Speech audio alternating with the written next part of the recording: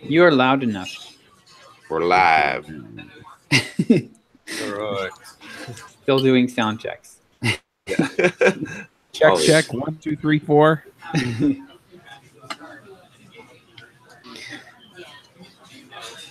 How's So it what- going? All right. I just keep seeing inside politics, senior officials, blah, blah, blah, of a big White House behind I'm man. sorry, man. Yeah, where are you? I'm at University Club here, and I'm eating my favorite Friday breakfast here. So Nice. Fridays are Awesome. the days I come here. Yeah. Very cool. I'll try not All to right. get distracted by inside politics. See if I can- yeah, I know. There you No, go. it's all good. Are you missing it already, Chuck? Already, yep. Now I want that guitar. That's better. That's Man, better. can't I'll win. just go listen to Sean Hannity when I'm done. That's subliminal messaging, trying to get you There you guys go. to watch more of CNN. Oh, please no.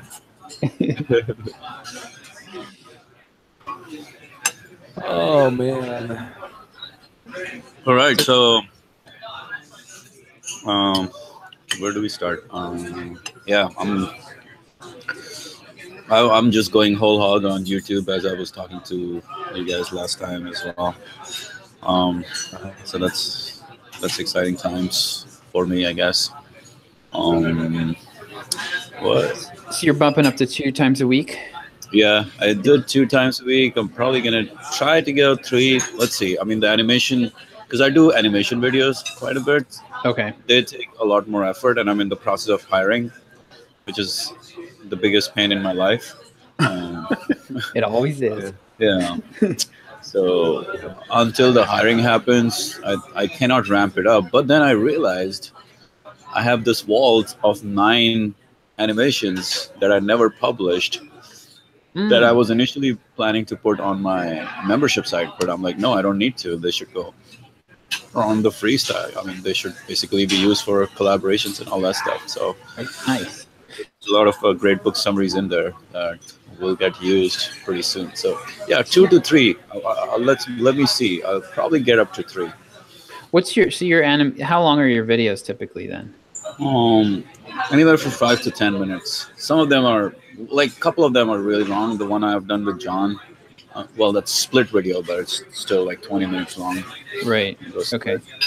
Yeah, The 10 animated minutes. ones, what are what are you doing with those? Are they book summaries as well? Yeah, And then so they're like whiteboard. Are they like Yeah. okay, so you're actually like whiteboard, book summaries. you do the voiceover and then you have I an do the illustrator. voiceover, yeah. Okay. It's in fact the most effective in terms of speed. Once I hire someone, is more effective than being on camera, because I get to use a better mic when I'm doing the voiceover, and not only that, I can plan better, and actually the recording time is lesser compared to being on camera, because everything is planned out, everything is done. There are no retakes, there's no stupid editing and all that stuff. So it's good. It's just the hiring and getting someone trained to be able to do exactly the way we do things. Mhm. That's the hard part. That's the time-consuming part.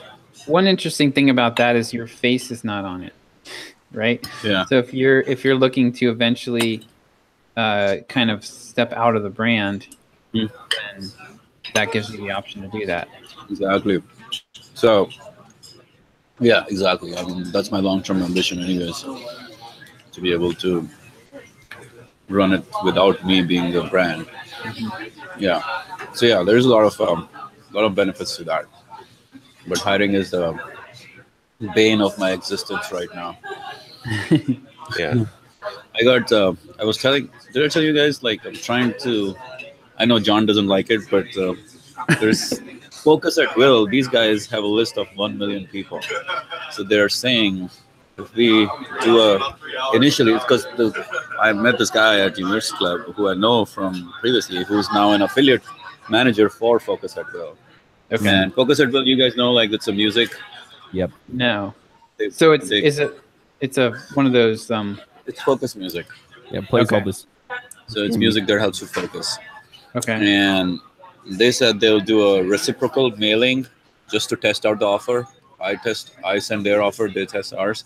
But if it works, they will extend it out to their much bigger list if they get a good enough response. And when I was showing him yesterday, I was like, yeah, you guys can probably get up to like gross $6 EPC, maybe even better if we put in bumps and upsells, so we get up to 8 or 9, and $3 commission. He was pretty excited because he was telling me how they were just doing right now, maybe this week or today or maybe Monday. They're doing a mailing for this Nootropics, you know, the brain tropic, Nootropics, whatever that shit is. They're doing a mailing for them, and they're just making $5 per opt-in. $5 per opt-in, not $5 per click. $5 per opt-in. That's all they're making on that mailing. And I'm like, you know, I can already see that we're gonna make nobody's gonna get 50% on an opt-in anyways. So we're gonna do better on our offer than what you can do with that offer. So it's pretty excited about that. Nice. I mean, I know John will give me a hard time for this, but it doesn't really take that much effort from my side for doing this kind of stuff compared to anything else, because it's affiliate stuff, right? Yeah, I mean, as long as like the thing is like, you know, my only contention with it is that you need to be growing the business more than focusing on making money right now. Like the biggest thing is to grow the channel and grow the audience. So, but if it doesn't take a lot of distraction from what you're doing, then it makes sense. Or if it allows. Think about it this way as well. If we do well and they mail it out to the larger list, that grows the business exponentially. That's true. In that case, it's a big enough audience. Triple, quadruple the business in terms of the email list, and like everything grows. Right. Yeah, tremendously, I mean, right? In this case, it makes more sense, I think, because it's a big enough audience. Because if they send out to 1 million subscribers, then then I agree. But yeah, the smaller ones, it's just not worth. I mean, yeah, I'm not even pursuing any like small deals right now. But that one is like totally, because the guy is right now there. Who knows how long he will be an affiliate manager for that, right? But he's my buddy right now. He's there. 2 things. When you do this, if it goes well, get a video testimonial from them. Okay. And then number 2, ask for referral. Referral. Yep. Because if you can get, because those guys run in different circles. Yeah. Like when you have 1 million people on the mailing list, you're not going to, you're not going to microcomp for the most part. So they'll be like outside of those will be completely, they might know people at like, Agora and like some of those really big places. Yeah. So it's true.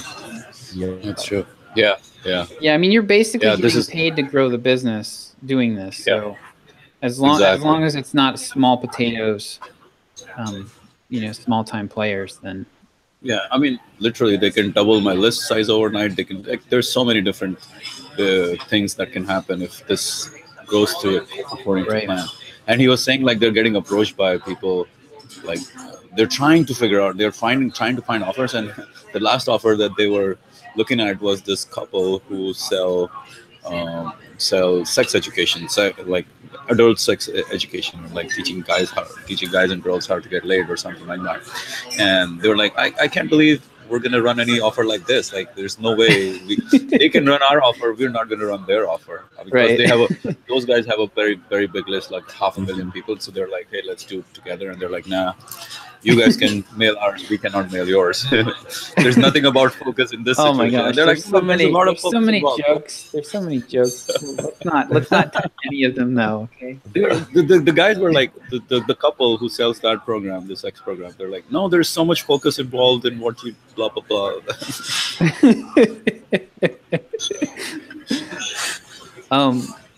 Wow. Yeah. Wow. So another thing you might consider too is potentially retargeting, because you're going to get a lot of clicks from this, right? So it would be good to at least capture, like make sure you have retargeting, like make sure you have AdWords retargeting set up, and so that you can get you could show people, you could retarget all these people on YouTube if you have AdWords set up. So that would help grow the YouTube channel. And then the other thought I had. Oh yeah, the other thing is just to set your expectations. I would expect with 1 million people on their list, their open rates are probably in the 5 to 10% range. 10%. Yeah. Yeah. Is that what they said? 10%. That's what I'm expecting. They didn't say, Okay. but Yeah. that's Just you have to scale your expectations because it's not. Yeah. You know, it's not. No. It's a different. Yeah, it's a different scale. Yeah, I mean, it depends if they print their list or not, right? Because, True. for example, like we would have a list of probably what 130, 130,000, I'd say. If And we we'd be around 10 to 12% open rate probably. right. So yeah. I'm prepared. I mean, yeah. Anything they do on top of what we do as reciprocal is all gravy for me at that point, right? It's all free money, free add to the list, free everything, right? We're just doing this together. So whatever they want to do at that point, if it serves their purpose, they will mail it out to everyone. If it doesn't serve their purpose, maybe they won't. That's cool. nice. Well, that's a pretty cool opportunity. Yeah. Yeah. There's probably a lot. I mean, you could go to their competitors too. Like I bet you there's a bunch of apps like that you could just go down the list. Probably some there's the meditation apps too. Like what's the one that Tim Ferriss promotes? Clear or there's Calm. Clear, and then there's yeah, it must be Calm. Clear is Scientology. Is like okay, yeah, Calm, Calm is the one, and then there's Headspace. Yeah, Headspace, that's the one. Yeah, and I bet you they have a similar size list. Yeah. Or at the I mean, you could also make a collection of summaries on books on sex, and then you can get there and contact that other. There you go. Oh man, dude, I remember running into that couple one time when I was at a copywriting seminar called, John Carlton, right? Yeah. Yep. Yeah. So I went to his copywriting seminar back in the days. And there was this guy called Martin Hake who was in this pickup community. I don't know what these guys do, but these guys were just sitting there talking about pickup. And this girl, this tall blonde girl, she just stops by. She's like, "Oh, you're in that? We have this product on sex and this. I think we could do some collaboration together." And I remember that girl, and I was like, when my affiliate friend was talking, I'm like, "Is this tall blonde girl who's part of this?" He's like, yeah, that's the one. I'm like, "Oh shit, these guys are hustlers."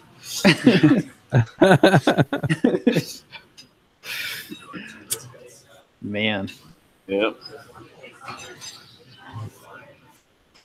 Let's see. So that's I guess the update from my side right now. Nice. Let's see how this goes. I decided to start doing some series on YouTube, so Yeah. we'll see how that goes. I think that's what I'm thinking was I did a series on how to start an online business. I'm in video 7, I think, I recorded of probably 10. And then my idea is that at every video, I'm pointing back to the first video and saying, "Hey, click on the playlist to make sure that you watch." I can't believe you just stole. I can't believe you just stole my idea. I can't believe you're doing this, John. 'Cause I'm doing the exact same thing. This will be fun. I don't think we didn't even really discuss this. I didn't really steal your idea. I think we must have simultaneously I'm just messing around with you, but it'll be fun. It'll be fun because I'm doing the exact same thing. It makes sense to me. I was thinking about it more, and I was like, actually, I was doing some coaching, and I was telling the guy to do this, and I was like, I should do this. I should actually make it. So and also I was having trouble coming up with topics. So I was like, okay, I just come up with one topic, and I can make 7 videos or 10 videos on it, and then just point them back. And then the idea is it's kind of casting this wide net. So if people come in on any one of those videos, then they're going to get sucked into the funnel of watching all the videos. So we'll see how that works. But so John, while you're doing it, maybe I will have you come on my channel as well, and we'll record some videos from that perspective. And we'll talk about books because that's what I like to do. So, right. Okay. you can. I mean, you're doing what you're doing, but maybe you should come. We'll do some recordings where we have books involved, and that are part of the series on my end. Oh, I see. Okay, yeah. So it's like a crossover. It's like I mean, I can always say, hey, by the way, go to John's channel to watch more of how to do this, so that way the traffic goes to his channel, and but it'll be fun anyways, because talking back and forth is so much better in terms of teaching, I think, compared to just one person being on camera, because it's very interactive and you get new ideas that you can't just by yourself. Yeah, it's true. Yeah, it's much easier to produce the content that way, for sure. Yeah, so I'm gonna try and let's get you on my channel for a few of these shows. It'll be fun. Okay, sure. John, where are you at these days in subscribers? I haven't looked lately. John or me? John. Well, both of you guys actually. John is just 10 times me. About 145,000, I think. Nice. So closing in on that 150 mark. But it's definitely slowing down since switching, or it's 146,000. It's slowing down, like the subscriber growth rate is slowing down since I stopped doing programming videos, because those ones are more searchable, right? They're more searched. So it's a harder, it's weird. It's like the growth is going to be a little bit more difficult in some ways, but it's going to be less capped. So eventually I imagine that it'll start working the other way, where the growth will be easier. Being non-programming related, because the audience will be larger. But. John, I actually think that you just need to do, I mean, I know you and Rodrigo are doing SEO, but I think you just need to find sets of questions and problems that are SEO friendly, because I think there's tons of them out there. Well, that's why I did the series on how to start an online business.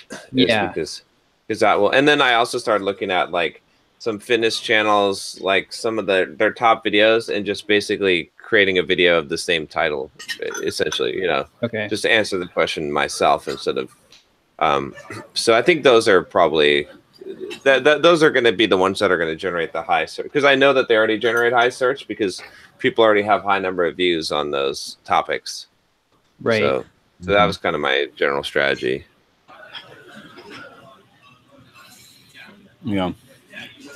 Yeah, but yeah, I think it's just a matter of finding the right questions. I don't think they're necessarily less.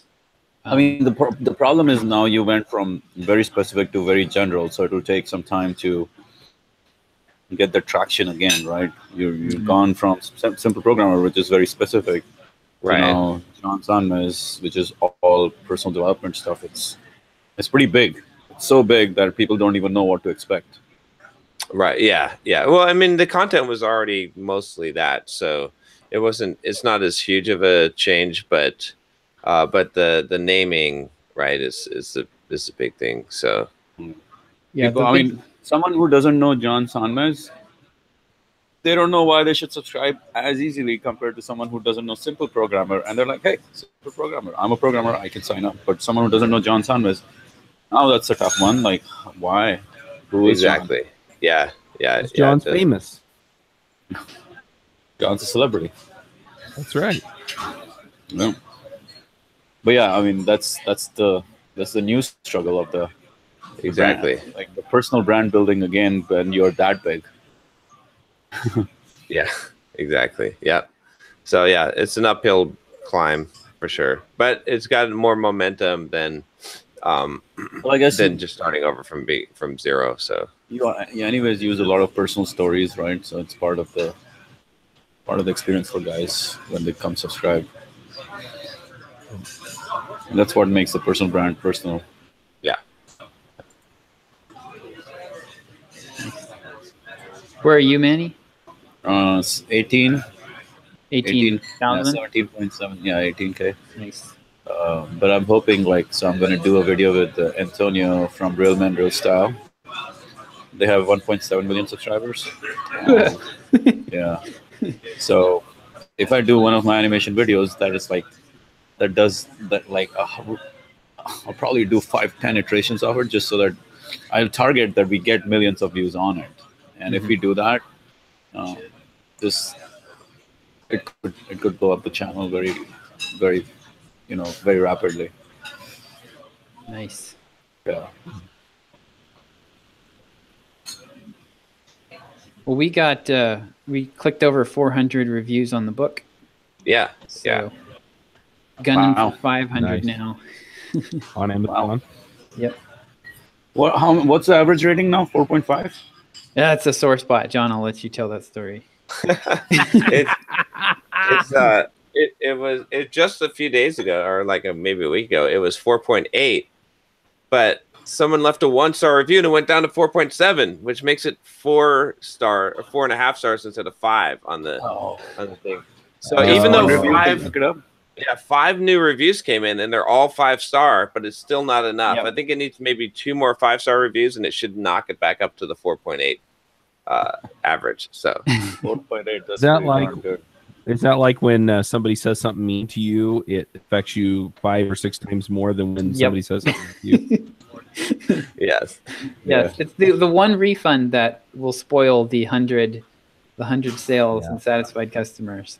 Yeah. Well, the more positive you get, the more these negatives become irrelevant. That's part of the law of averages too. Yep. Yeah. So when we have 1,000, it won't matter so much. Yeah. Well, it may work some on recency too. I've seen some rating systems work that way. So as time goes on and you get more positive ratings, it may just become less relevant. Anyway. That's true. That's a good point. So yeah, because just not doing a weighted average here. What's that? They might be putting their thumb on the scale, which doesn't sound at all like Amazon.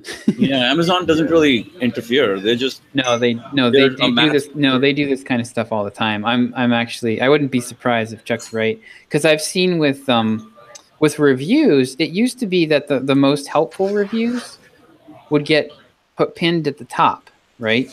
Yeah. And because we had a problem for a while there where somebody had posted a 1-star review and then a bunch of other losers came and upvoted it. This was on Soft Skills.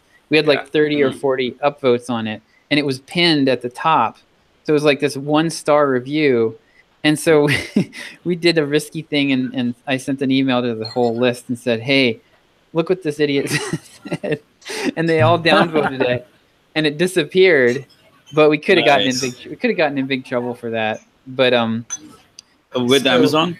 Yeah, Amazon doesn't like that. That's considered manipulation of the rankings. Basically, Amazon and Google both, they set their policies are so draconian that they just they draw the line all the way over there because they know that people are going to walk. People are going to, whatever they tell you can't do, people are going to exceed that. And if they set the line far enough away, then they'll keep people back, from doing anything too shady.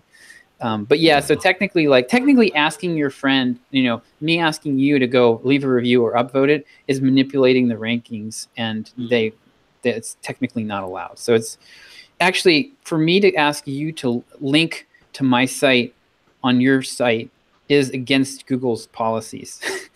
Wow. It's ridiculous. Yeah, it's pretty ridiculous. I mean, obviously everybody does this stuff, but they just they make the policies so extreme that they can pretty much do whatever they want because everybody's going to be in violation of them. Every one of these social constructs eventually fails, right? You start off you look at Twitter, right? And Twitter is oh, okay, you should follow people who the whole concept of Twitter was follow people that you're interested in, right? And then it became well, you got to follow and unfollow people to get them to follow you back to grow your following, right? Yeah. So then it became automated and they're fighting this and they're no, it has to be legit. You can't use a tool. and then people are manually clicking it in India and whatever. So it doesn't matter. And then the same thing with Amazon ratings. When they first came out, Amazon ratings were good. And then, and now it doesn't matter. If you look, you used to be able to reliably search Amazon and look at, sort things by rating and determine if something was good or not by rating. But it's bullshit now. You look at it and you're no, that's not the best product, even though it has the best ratings. The same thing happens with every single thing, right? So it's... Marketers ruin everything. Yeah. Well, if someone has a way to make money, they're going to figure out how... same thing with ads, right? Facebook ads and Google ads and whatnot. So it's all just... Yeah. Yeah. I forget where I was going with this, but Oh yeah, so I was just saying. So they seem to have changed. Amazon seems to have changed the way that they're doing the reviews now, and now they seem to show the most recent ones to top versus showing. At least they were a couple months ago. It does like the most helpful ones don't show up anymore. It tends to be the most recent ones. So what Chuck might be right. It wouldn't surprise me if they were giving some extra weight to the newer reviews. Yeah. But yeah, so I'm going to do a, I'll have to report on this. I have a Kindle countdown deal scheduled for not this week, but the following week, which will be interesting. So that's basically Kindle lets you they give you a 7-day, every quarter, if you're in the Kindle Unlimited program, which we are, you get a 7-day promotion where you can drop your price to 99 cents and still get the 70% commission rate instead of the 30%. And then you end up going on all these daily deals sites. And then every so often you bump your price up by $1. So we're going to go down to 99 cents and get promoted everywhere. And then after like 42 hours, it goes up to $1.99. Then it goes up to $2.99. And there's a countdown timer on Amazon. So it adds like an interesting scarcity element. You can see like how much time you have left before the price goes up by $1. Yeah. Yes. Well, you would not believe it, but yes, that makes a huge difference. Well, it probably does. We've done countdown timers. We know they work. Yep. Yeah. So I'll be we'll see how that. We've been averaging like around 15 to 20, somewhere in the 15 to 20 books per day on the Kindle side. And that's been pretty steady. We were at like more like what's the Kindle versus you guys profit like? Well, or 70%. You get 70. Yeah. So yeah, and it's extremely price sensitive. So we tested at $2.99. $2.99 gets us the most sales by far, but we only get the profit or with the amount of money we get. It's most profitable at $4.99, which I came to that conclusion, and then Amazon released a tool where they show you like the results of other people's price testing, and $4.99 is basically the sweet spot for Kindle because it maximizes sales versus profit. And then if you go below like $2.99, basically, I think it increased our sales by about 50% over $4.99, but that wasn't enough to make up. So it's the same $29 break point and $49 break point and $99 break point. $2.99, $14.99. So on Amazon, I think it's like $4.99 is one. I think $9.99 is one. $19.99 seems to be one.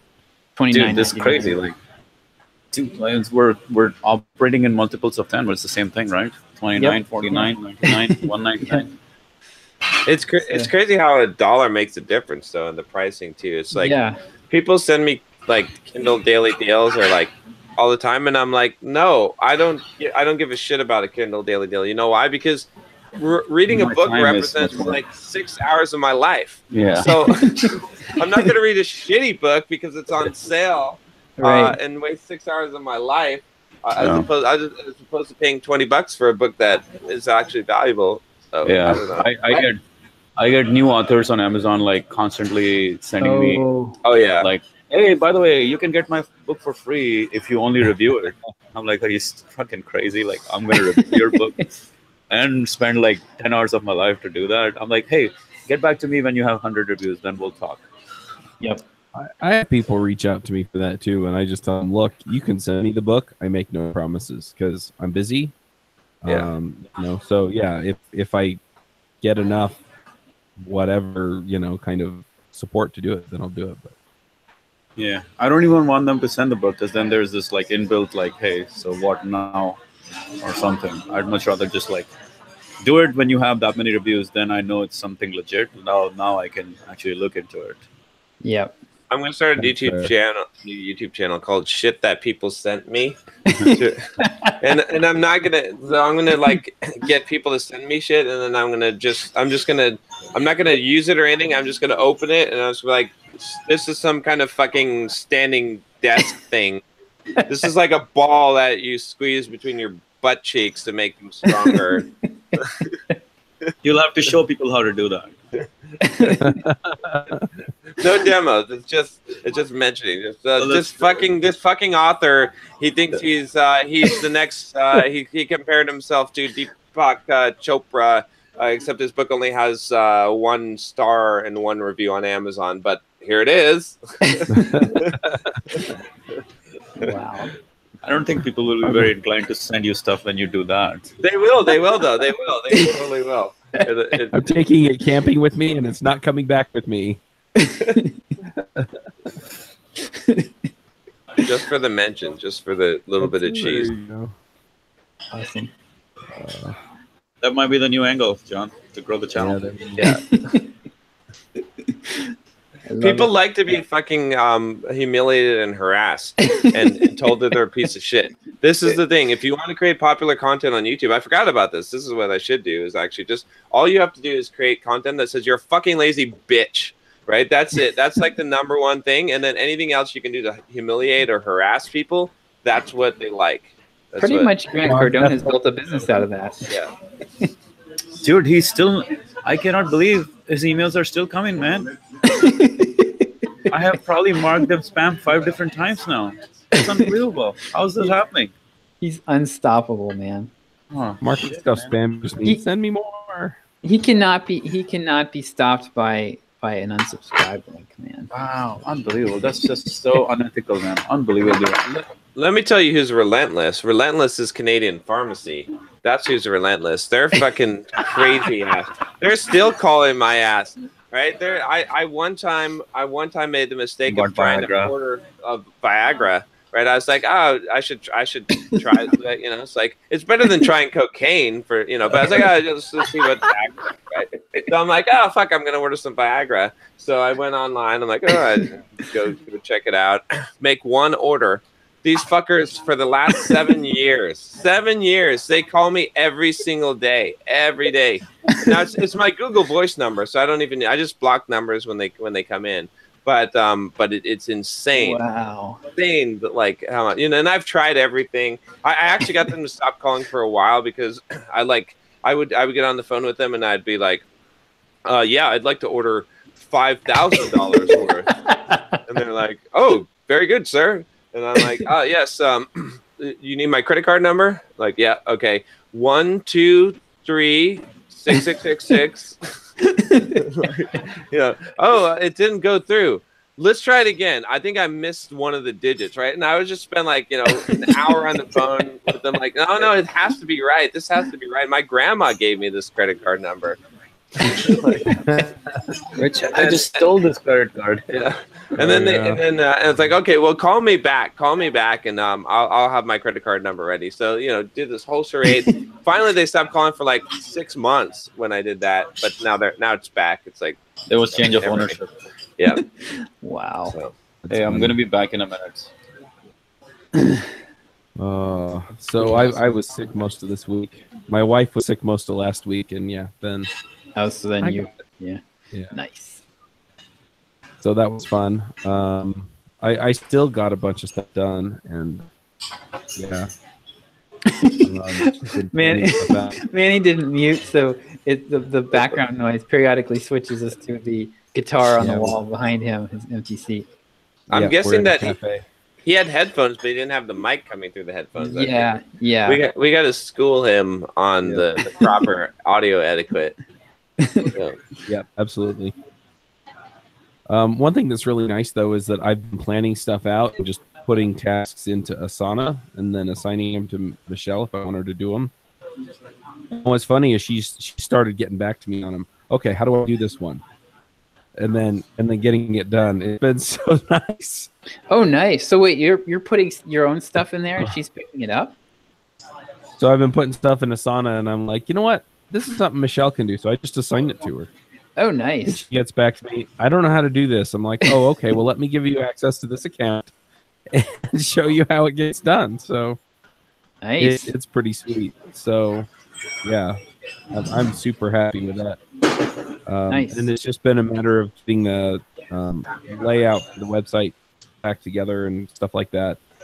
I've also had a whole bunch of people get a hold of me, and they're like, I'm trying to subscribe to the React Show on Overcast. It's always Overcast. A couple people on Apple Podcasts, but everybody's using Overcast.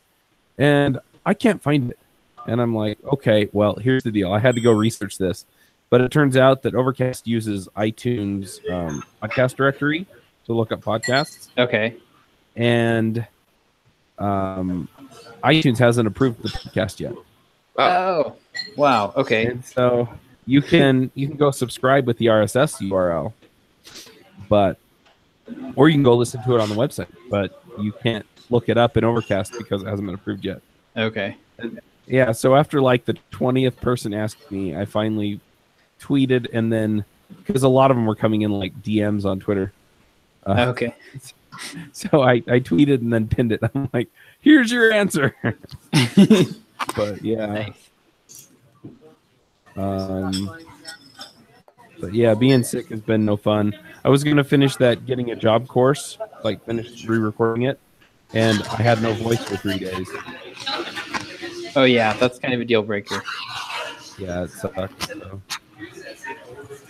Anyway, we got a good view of Manny walking around the restaurant. Sorry, guys. Hey, by the way, see the view? Nice. Where are you? At the University Club here in downtown San Diego. Oh, okay. Nice.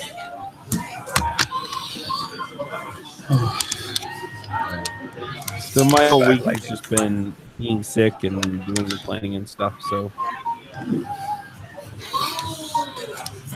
yeah, it's amazing how much I'm able to get done when I can delegate a lot of it.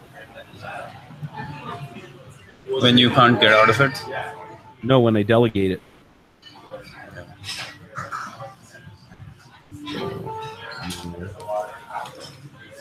So I've been working on basically continuing my SEO my SEO work here. So yeah, the update on it seems like doing the pruning that I did, the content pruning seems to have improved things quite a bit. So I got the pretty links we had set to do not follow, no index, and then also a bunch of the older blog content that wasn't generating any traffic. And that seems, it's really hard to quantify, but we had a bunch some of the keywords that I've been tracking jumped up to #1 spot from 4, 5, 6, jumped all the way up to 1. And then it seems like overall our traffic's up by about 25%. So between the pretty link, or the URL change to get rid of the date, and the de-indexing of a lot of the older content, that seems to have really worked. So I was actually talking to Joe,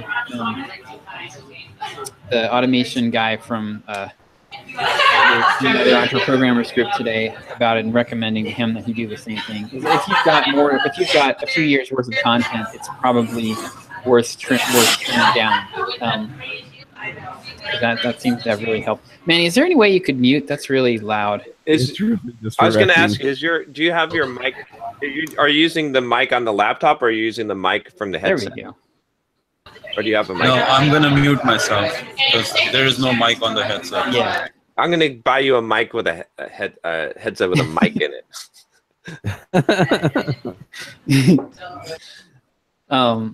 Yeah, so that definitely was a big win. And so what I've been working on is I've been trying a few different outreach strategies. I'm going through the Brian Dean SEO course, and this week we did the content was all about outreach. And the techniques that he teaches are the main technique is basically just doing looking for people that have published resource pages that are linking to similar content, or who do have roundups where they republish other people's content, and reaching out to those folks and basically pitching the article that you've published. And the problem is that so many people are doing that that you're getting John, I think Chuck, you've mentioned it. We get between John probably gets 3 to 5 a day to his account. I know I get 1 or 2 a day at least to my Joshua Earl, and I don't even have like my joshuaearl.com site's not even that big. So there's a ton of noise, but I'm finding that if I can get people to, if I can get through that and I can get people to reply, I'm having a very high success rate of actually getting the links. Like if I can get the reply, it might be like, I don't know, like a 50% yes. So it's pretty, so it's just getting that initial response from them is the biggest hurdle. So one thing I've been doing that's working well is most of those bad pitches that you get, just like they're spamming because they're just like putting the link right in there and they're just like blasting that out to 1,000 websites at once. And so what I'm doing is I'm doing a 2-step approach where I'm reaching out to them and I'm specifically talking about something that they did on their site, and then when asking them if it's okay if I send them the post. If they don't reply, then they don't move. I don't send them the post. I might have to find a way to go back and like ping them again later. But yeah, so then like when they reply to me, I'm getting a pretty high response rate actually to that 2-step approach, and I'm getting maybe like a 50% reply rate, and then from that, like I'm getting really positive reception. So I've gotten, I think I'm up to around 20 links now on this post that we published. I've been working at it for about a week, and I think I've got about 20 or so backlinks. I'm using I decided to set up a tool because it was starting to get hard to track it. Chuck, are you using Pipedrive? Is that what you're using for? Yeah. Okay. Yeah, because I love me the Pipedrive. Yeah, I've been liking it too. I've tried every, again, like this CRM tools are the other, between CRM tools and shopping carts. I've tried everything. But yeah, Pipedrive is pretty good because what it lets me do is I've got a pipeline for this, and I can put in just like the website name, the URL of the post that I want to get my link on, and then the person's name, and I don't even need their email address. That was a big deal because a lot of other CRM tools you need the email address, and I don't always have an email. Sometimes all I have is a contact form. So with Pipedrive, you can create input everything into the system without having an email address, and then I could actually hire an outsourced person to go out there and find me a good email address for the person. So yeah, that's been working really well. But Nice. yeah, the challenge I've been struggling with is, so I've tried several things that have worked pretty well, but I realized that they're kind of pointless because I can't scale them. So like one thing that worked really well was going back to people that had linked to Simple Programmer in the past and then reaching out through John's email account. That worked really, really well because they were already obviously they're already familiar with us. They know who John is, but I can't do that. I can't outsource that because I can't give anybody, I'm not going to give a freelancer access to John's email. So that was kind of pointless. I also realized that I reached out to Perfecto, who is one of our sponsors, and they were like giddy with the opportunity to link to this post. So, but that's not really scalable because if I outsource this, nobody else is going to know about that relationship necessarily. So what I've been trying to figure out is how can I systematize this so that it's not spammy, but also doesn't require my kind of like our tribal knowledge, and also like doesn't require a ton of programming related expertise. I got one for you. Actually, with the Perfecto, I just thought of this. Okay. So you could reach out to big names, like big companies, right?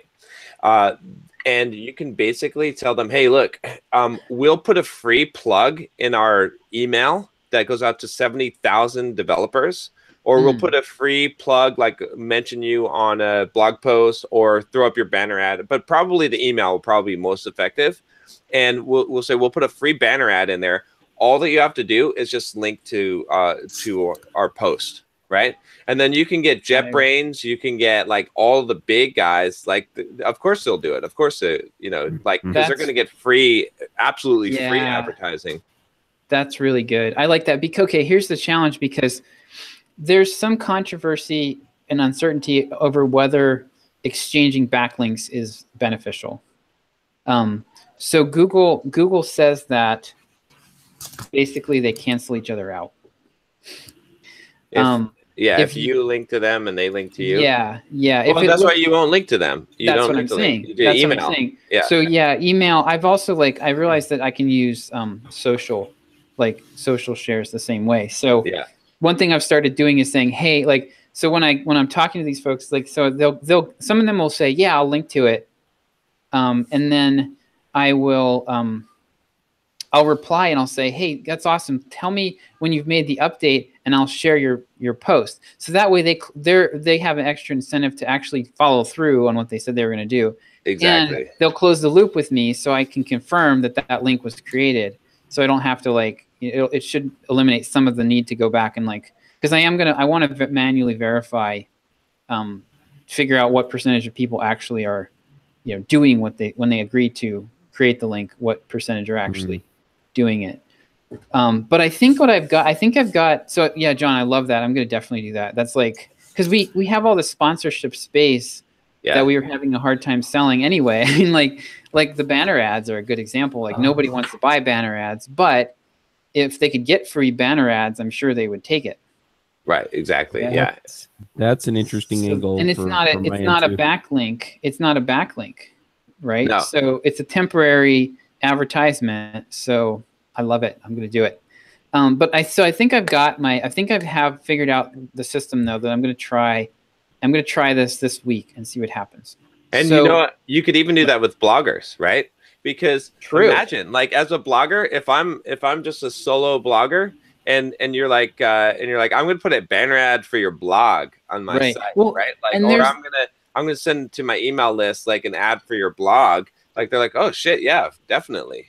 Well, and there's also an established market value for that. Yeah. I mean, because we can say, Java Code Geeks charges, $4 CPM or whatever. I can actually put a dollar figure to it. And it's better than giving them money, right? Yeah. Well, actually, you got to kind of keep the money out of it. You want to make it a social a social contract instead of a monetary one, because again, the same thing. Think about it this way: if you turn the tables, if someone emails us and they're like, "Hey, we'll give you $500 if you'll link to our blog post," we're like, "Fuck off, get out of here," right?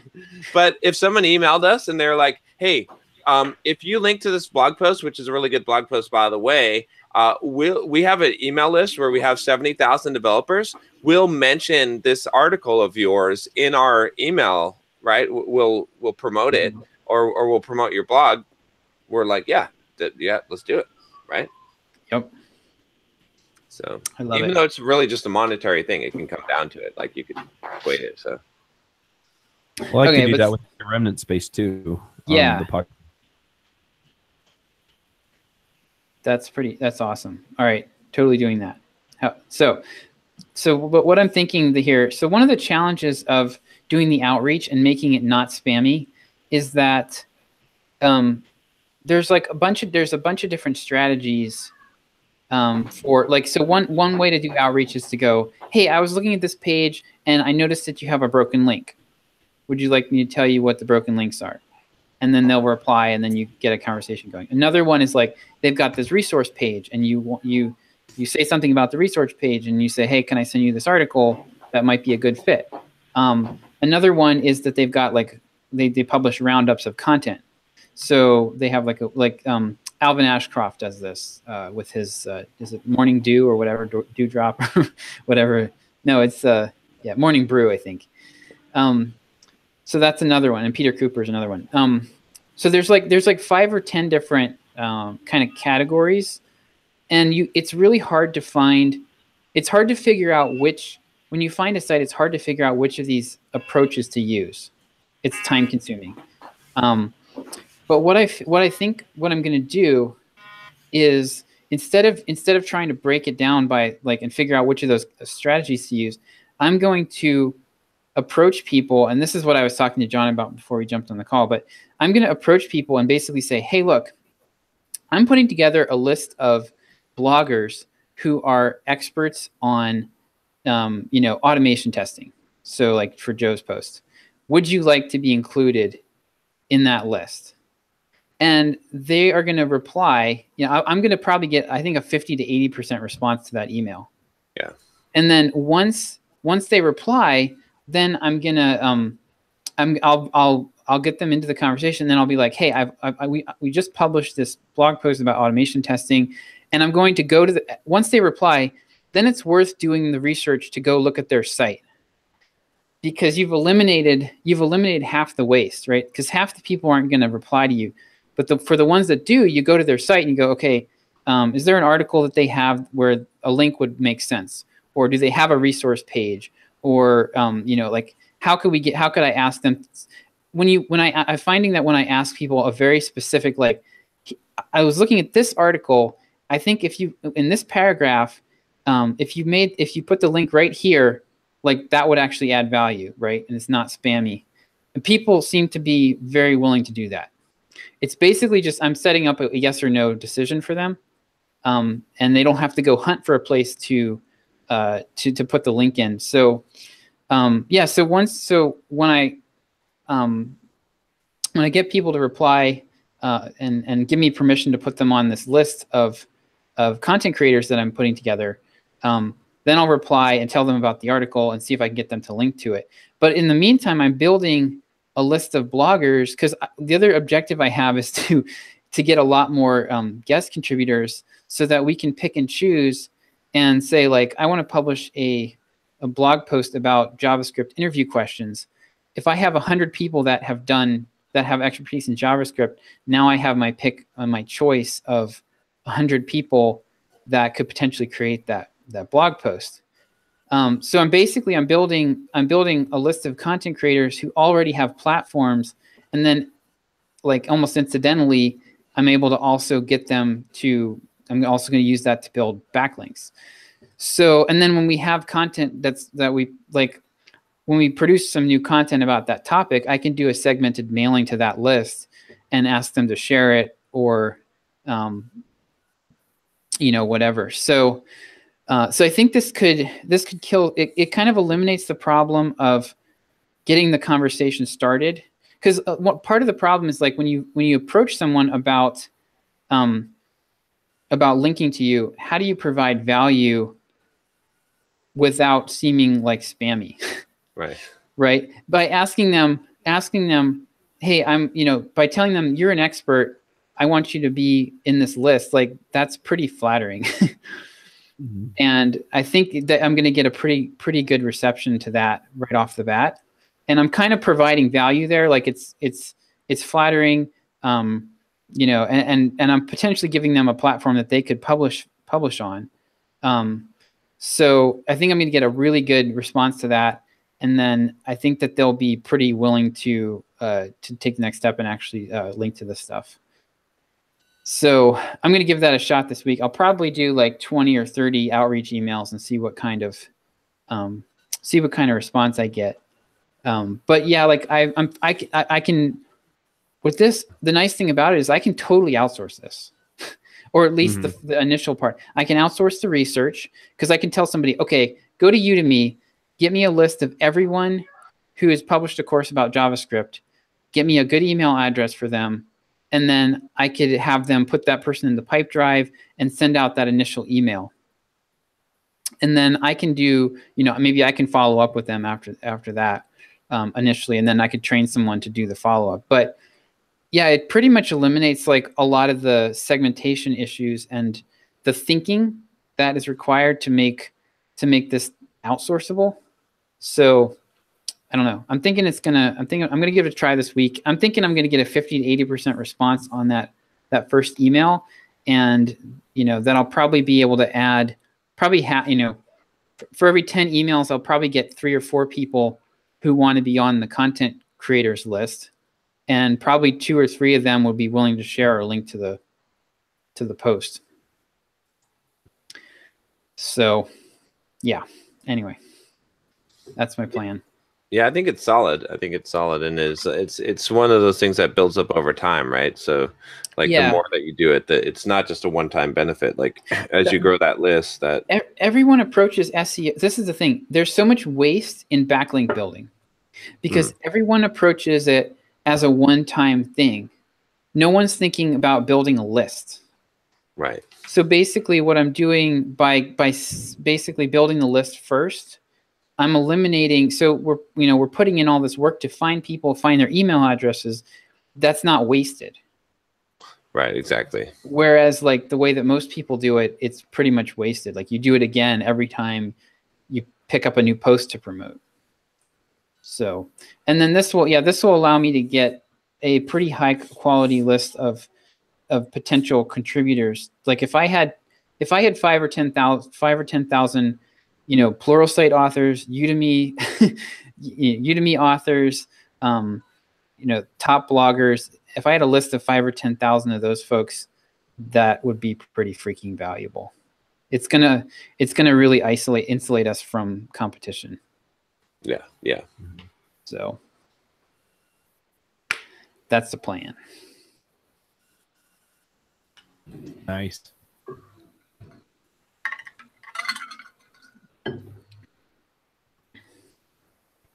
I think if there's anything else interesting this week, I am going to go ahead and do the Clever Programmer affiliate deal. Probably not this coming week, but probably the following week. So that will be very interesting. So it's going to be a $400 offer. So if we get a decent uptake on it, Manny, you're muted if you're talking to me. What's the discount? $100. So $497 down to $397. So we'll see how that works. Nice. Yeah, I think the only issue with that is that people won't know what the value is. Like, so when we did the Pluralsight offer, people knew what the standing value of a Pluralsight subscription was. So like the discount there was huge because we were like, oh shit, I know what this costs. But with the Clever Programmer offer, they have no way of knowing if the $100 off, like there's no anchor, right? So like $100 off they don't know what he really normally sells it for. They don't know if it's actually worth that. They don't know if it's just like saying it's $100 off, but that's really the full price. So that's the only concern I have with that is that, I don't know, but maybe it matters. Maybe $200 off wouldn't matter either. So maybe it's the price point. So yeah, it's definitely a high price point. So, but we did have, one thing that is interesting about this is I can kind of position it as a mini boot camp for full stack web development because that's really what he's building. Yeah. And we just had like 5,000 people click on a boot camp thing when we did the Thinkful promotion, and then tell us that they would have done it, but it was too expensive or they didn't have time. So, I think that's pretty good indication. One other interesting thing was Stack Overflow's career, their programmer survey came out this week. And one of the things I pulled out of that was interesting was that most people take boot camps after they already have a programming job. At least of the survey respondents, most of the people who'd done a boot camp did it after they'd gotten their first programming job to learn more. I would not have guessed that. I would have thought if you had a job, like to me, the point of a boot camp is to get your first job, but that's apparently not how people are using it. Right. You know what I got from the Stack Overflow survey? Genderqueer. It was a new vocabulary word for me. I was like, oh, that's kind of interesting. Genderqueer. What the hell? It's like queer sounds bad. No, this is a good. It sounds really bad. It's a good thing. It's a good thing to be genderqueer. It's the same as non-binary. So it's a catch-all for gender identities. not Is exclusively. that saying you're not male or female? Yeah, like you're somewhere like mixed around, like kind of thing. So How's that a good thing? I don't know. I think it's good that John's expanding his vocabulary. Yeah, exactly. That might be the only good thing coming out of that. Oh man. They have a flag. They actually have a genderqueer pride flag. It's purple. I'm not making this shit up. Look on Wikipedia, damn it. I'm not making this shit up. It's purple, white, and green. That's the genderqueer flag. There's a non-binary pride flag, which is yellow, white, purple, and black. And there's a gender fluid pride flag, which is pink, white, purple, black, and blue. It has more colors because it's more fluid. How do you think Stormy Daniels can maximize the amount of money she can make from this publicity campaign? Oh, man. Oh, let's not go there. I mean, it's a legitimate marketing / question. Like publishing a book will only get you so much money. Can you sell a course or something? Of course. You've got a connection for her there, Manny. So there you go. You'll review the book for her, huh? I'll review the book. Yeah, you should review the book. Get her on your YouTube channel. I'll get her on my YouTube channel. Yeah. we're quickly sliding into thoughts here. So Yeah. Oh man. All right, we just lost all the genderqueer subscribers. Sorry, guys. Damn it, John. I want both of them back.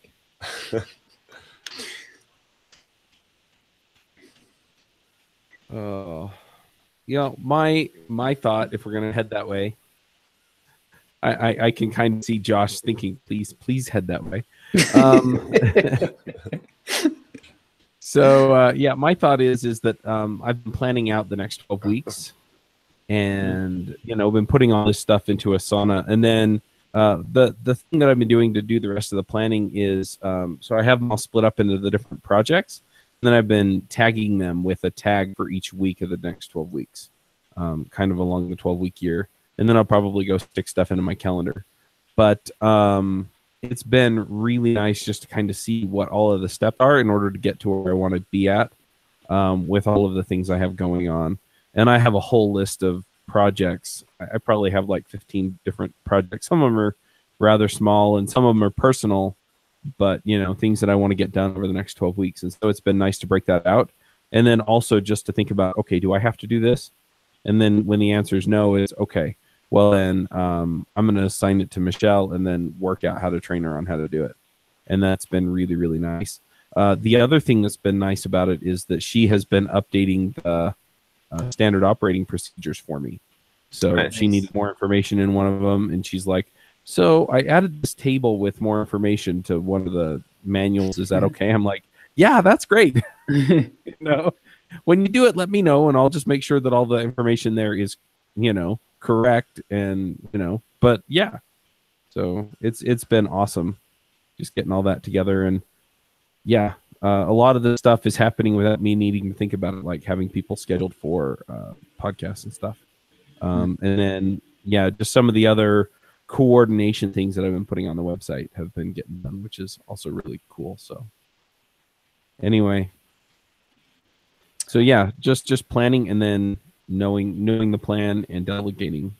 I don't know if there's a real thought there, but there you go. For me, it's actually been a little bit similar to that in that.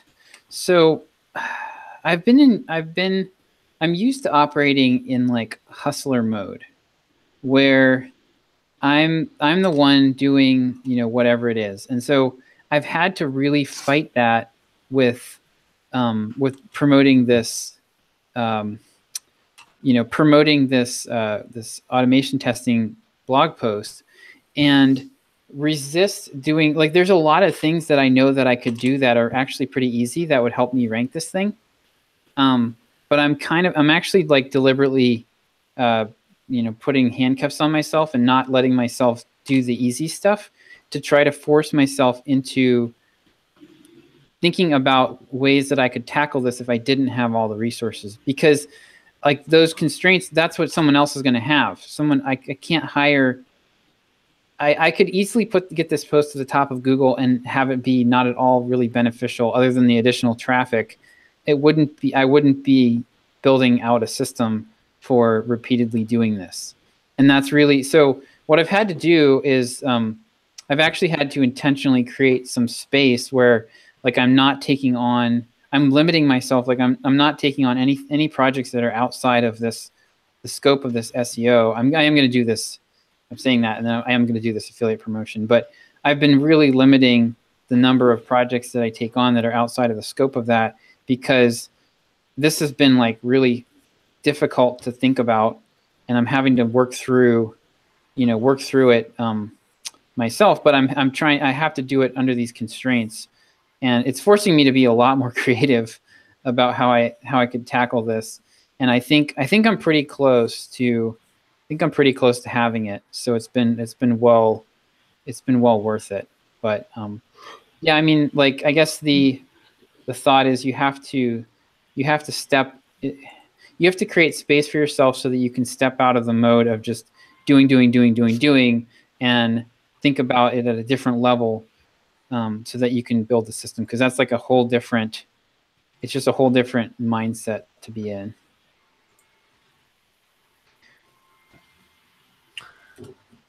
Let me see. I think mine, I'd have to say, I'm kind of flip-flop on this, but I'm thinking about this concept of like, sometimes you just can't fight who you are, right? And I've been trying to like chillax a little bit, and it's just like, I just been depressed doing that, and I'm not really motivated to like do anything leisurely. And I was trying to cut off on some of the fitness stuff and stop the running. And as I'm taking more and more stuff off my plate, it's having the opposite of effect, right? And so I'm like, I was in a coaching call this week, and one of my coaching clients was like, basically saying like, John, you're kind of like, you're just like attack shit. Like you're a bulldog. Like you, I forget what words he used. He didn't use bulldog, but he used some other, thing. And, so this guy's paying you to coach you. That's a nice gig. I would like to get that kid.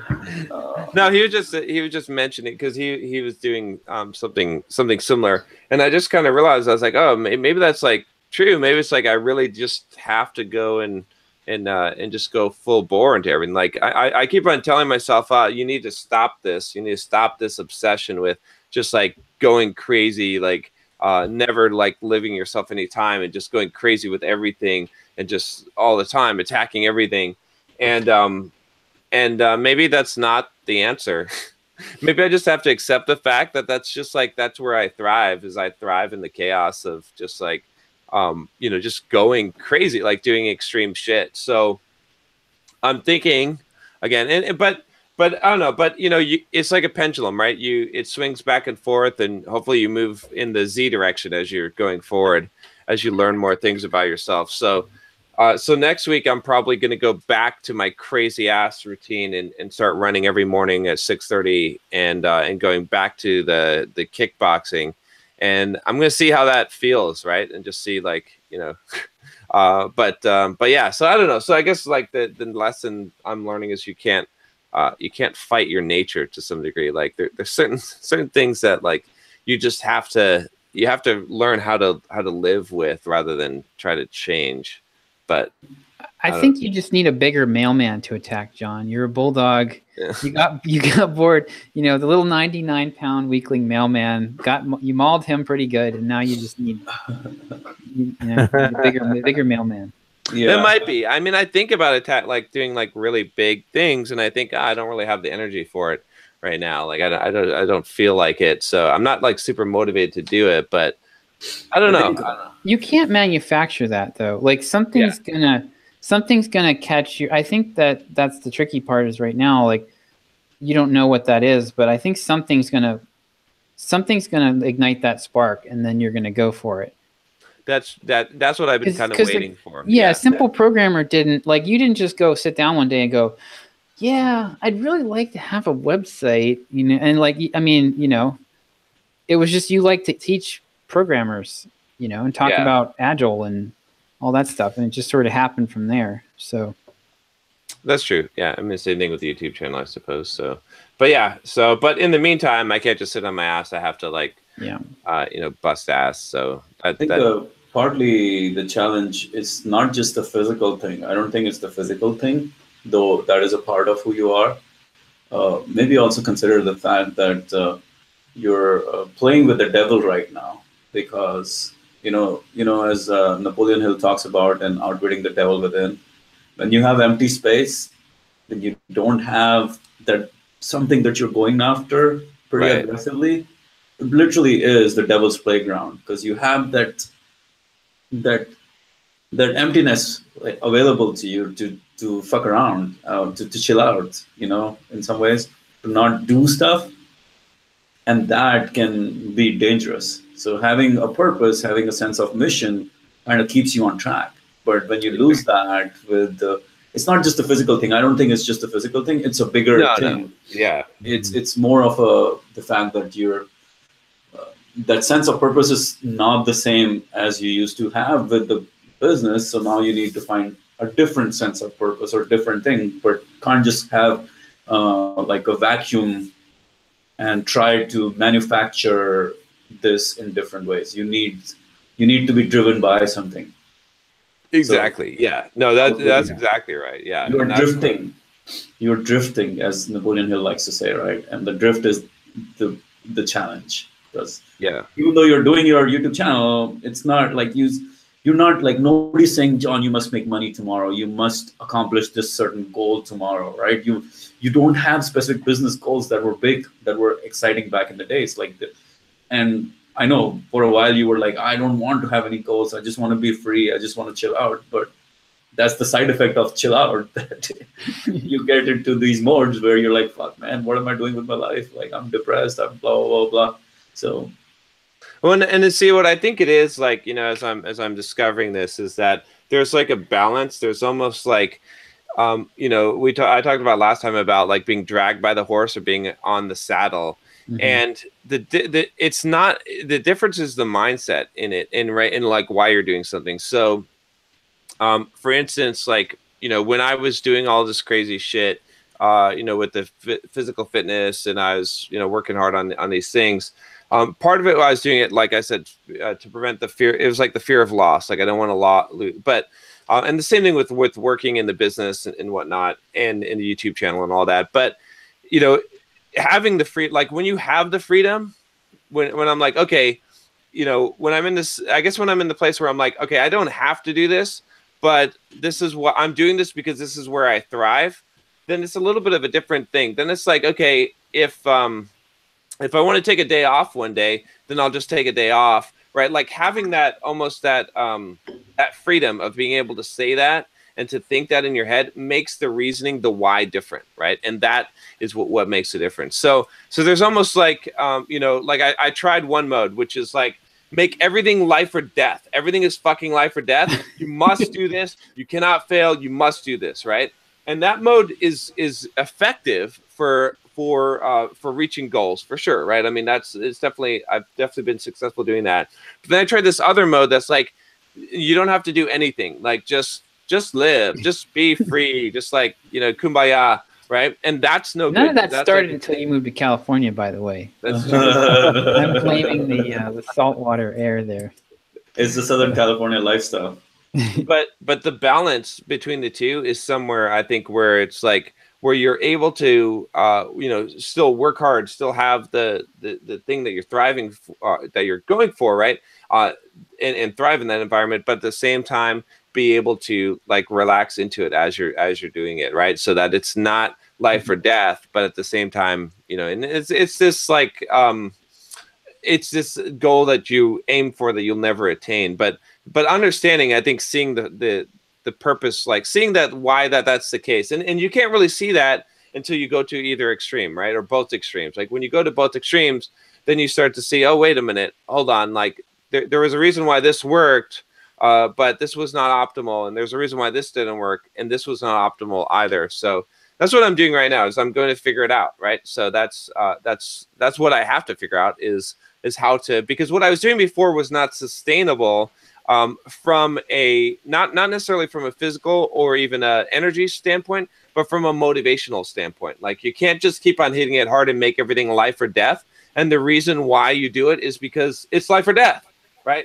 It's like your adrenaline gland eventually, like, your, what your thyroid is or whatever, is pituitary gland. Is that adrenaline, right? That's it. Maybe there is also something beyond life or death and something beyond our own thing. Maybe now you are at a point where you can think of, okay, well, maybe I do it for a bigger purpose, for a bigger cause. Maybe that's, part of the calling at this point, because you've already kind of like sort of taken care of the basics and you're like, yeah, that stuff is not exciting anymore. I'm not really, that's not motivating. But, if you're doing it for beyond yourself, that's a much bigger purpose that can drive you rather than just a purpose of trying to make more money or something like that. To me, I see something like Bill Gates and his malaria crusade. You know, something big like that, that I'm sure he wakes up every morning, that's a pretty big problem to go after. Yeah. Yeah. It's a balance of being able to keep your freedom, but then also to drive in the right direction. So dude, okay. So there's I told you about this, right? I went to the seminar called, Underground online seminar. Yannick Silver used to put it. So Craig Ballantyne was speaking one morning. You know Craig Ballantyne, Early to Rise? I've heard of him. Yeah. So he was speaking one morning at 8, and most sessions only started at 9. Like every day it was 9, but this day it was 8. So I'm like, fuck, man, who wants to go to a seminar at 8? But I still went there. I sat down, started listening, and the guy's like, structure leads to freedom. Yeah, it's true. So you cannot, you have to have both. You cannot have one without the other, because you will lose it, right? Without structure, there is very little freedom, because your mind will become the fucking devil's playground. But having the structure actually leads, it's paradoxes, right? We're living in the paradox of life, and so we're living in the yin and yang.